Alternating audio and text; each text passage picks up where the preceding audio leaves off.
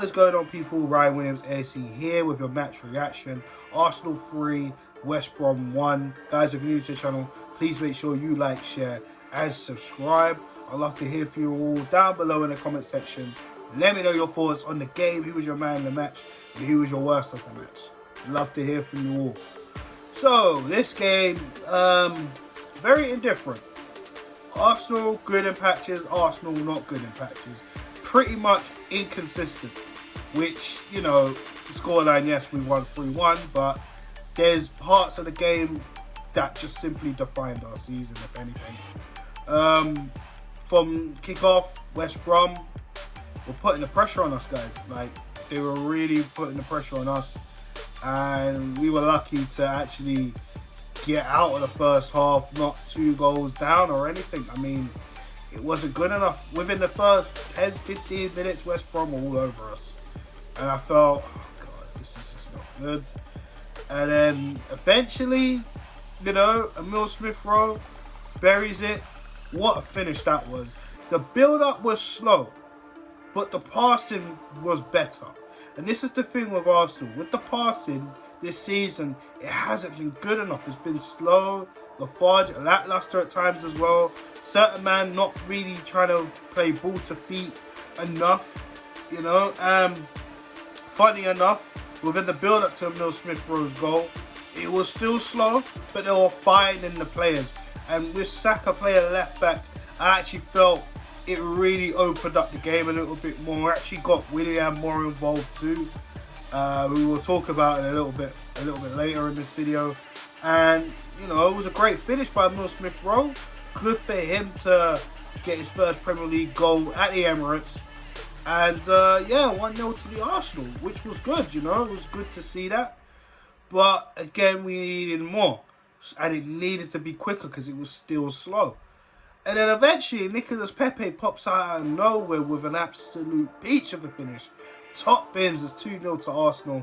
And you think to yourself, where was this performance on Thursday night where we needed that to go into the Europa League final? Where we pretty much had one shot on target in that game.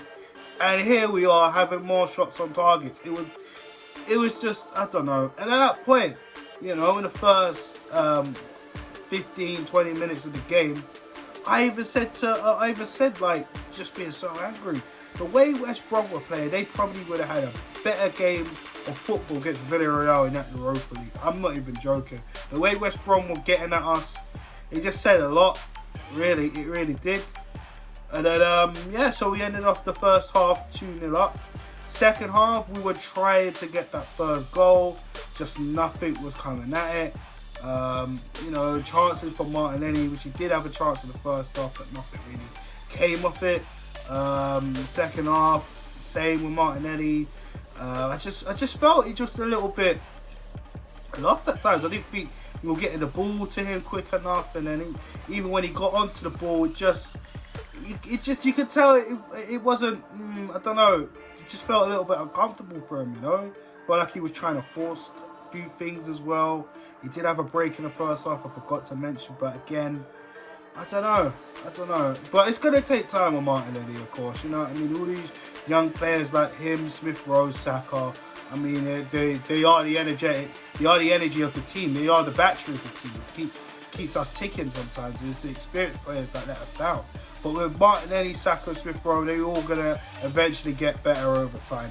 So, you know, I mean, seeing Martinelli come off at 55 minutes, for me, I was a little bit annoyed at the point because I thought, you know, Willian wasn't really doing as much. And I felt, well, if anything, maybe you should take him off for Lacazette. Or I don't even understand why Aubameyang didn't come on, really, because Lacazette's only just come back. You know what I'm saying? But it was what it was. But even after that, I mean, West Brom was slowly getting back into the game. I mean, all those missed opportunities we had, it wasn't good enough. And then eventually, you know, we had a corner, and then obviously that got deflected into a counter-attack. And then Pereira, who was been very dangerous and been one of West Brom's key players, broke down the defence. I was a little annoyed at Gabriel because I felt he kept backing up a little bit, and I know Rob Holding tried to cover the spot in case for the runner. I can't remember who the runner was. I can't remember, forgive me. But Gabriel just backing up a little bit, and I felt, I felt we need to kind of push here, but you know, Pereira done him, and then he beat Leno, hits the post and in. It was a good finish. I have to give props to him. It was a really good finish. So it was 2-1 West Brom, and then after that, you know, you start to feel like, whoa, you know, Arsenal's levels have dropped a little bit as the in the second half, you know, missing opportunities, and then you felt, you know, Arsenal were going to get the third, and then West Brom come with that soccer punch, making it 2-1, and then you just think, oh God, please don't. You know, as the game started to gradually grow, we saw Kieran Tierney come on, you know, and then we saw Danny Ceballos come off for Thomas Partey. Tierney came. Who did Tierney come off for again? I'm losing my mind. I apologise. I can't remember who Tierney came off for. But Saka moved further up the pitch, and then I think it actually was. No, I apologise. I'm struggling to think right now, guys. I apologise. But Tierney came on. Tierney looked a little bit better than he did against Villarreal. Of course, that was his first game back from being injured. But it was good to see Tierney get a little bit of a run out. He put it in the box for another player as well. Again, no one really got the end of that one. Remember Saka putting the ball in the box as well. Lacazette, Smith Rowe missing that one. Smith Rowe was the one who came off. Just remembered for Kieran Tierney. But honestly, the moment of the night, and the reason why I call it the moment of the night, because this guy came in as a free transfer, and if you remember my video, my welcome video, I was a little bit trying to find excuses to justify the transfer. Even in my mind, you can see it in my face. I was like, oh, don't know about this one. This doesn't make sense to me. Willian finally scores. And what a free kick it was. Now, granted, you know, we saw a lot of guys over the ball. Lacazette, we know he scored a free kick for Arsenal at a point in his career. Pepe, we've seen him hit him before. Thomas Partey was over the ball, and I was thinking, well, you taking all those long shots, if you actually hit this, then you need to just stick into free kicks, because the long shots have been absolutely pointless. Let's be real.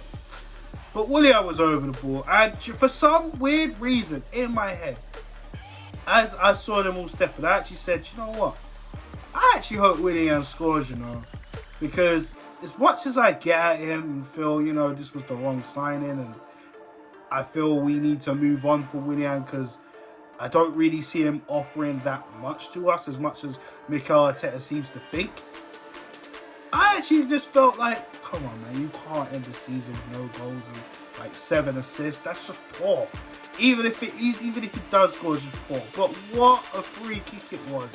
Props to Willian. I know that was a big, heavy weight off his shoulders, because, you know, a lot of the fans have been criticising him, and you know what, it's been justified, because he hasn't been good enough this season, you know. With the calibre of player he's played over the years for Chelsea, you know, Willian was a good player for Chelsea, let's face it. But, you know, like I said, when signing him in, it was just a very, very underwhelming signing. You know, you look at his age, you just think, well, Willian's kind of past it. Why are we signing him? Another Chelsea player, you know? It just didn't really give me any good vibes at all. Like I said, maybe he can help out the wingers like Martinelli and Saka and Pepe to adjust and stuff like that. But, you know, that's about it really. But take nothing away from him today. He got a peach of a free kick. So, but take hats off to Willian.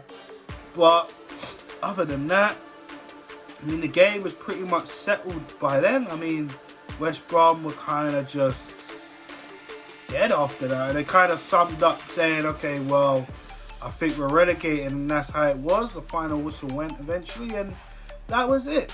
So, my thoughts on the game overall, I felt we were very inconsistent at times. I felt we missed a lot of opportunities again. The end productivity, sorry, has been poor. Let's be real. I mean, yeah, we scored 3 goals, don't get twisted. But the amount of chances we've actually created, we should have scored a lot more. And, you know, we were very lucky within the first half, like the first 15, 20 minutes, where West Brom could have got 2 goals within that time, you know. But credit to the boys. I think Arteta for himself needed this because of the fire that's under him, myself, and a lot of the fans.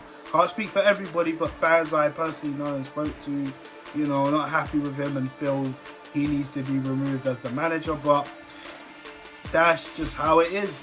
And, well, I mean, this is it, guys. I mean, next game is going to be Chelsea.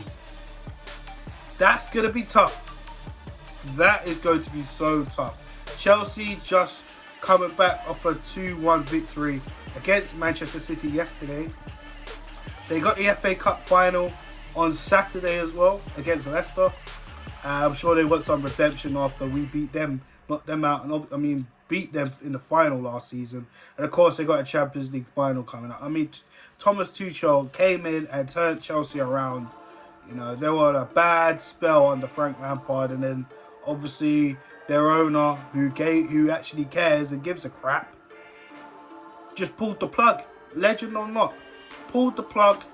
And since then, Chelsea, who were actually falling closer to us at that time back in December, have shot up and actually have got third in the Champions League spots in the Premier League. Somewhere we wanted to be, but no.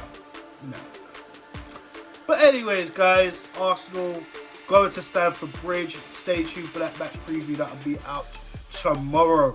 But guys, thanks again for checking out this video. Make sure you smash that like button, share the content, let me know your thoughts in the comment section. Man of the match for me. Oh, it's a little bit of a tough one. It's a little bit of a tough one, really, because and I hate to say Ceballos. I mean, he played okay in the first half, but Ceballos just went back to normal in the second half. It was just like, yeah. And I didn't really like the fact how all of a sudden he's trying to do bits properly, but he weren't doing that most of the season. But whatever about Ceballos. So no, the defenders and stuff, there weren't really no one that impressed me in defence, barring Saka. So for me, I'd probably have to say Saka. I mean, he ain't exactly been amazing as of late. I've said this before. I felt maybe Saka's been a little bit burnt out recently.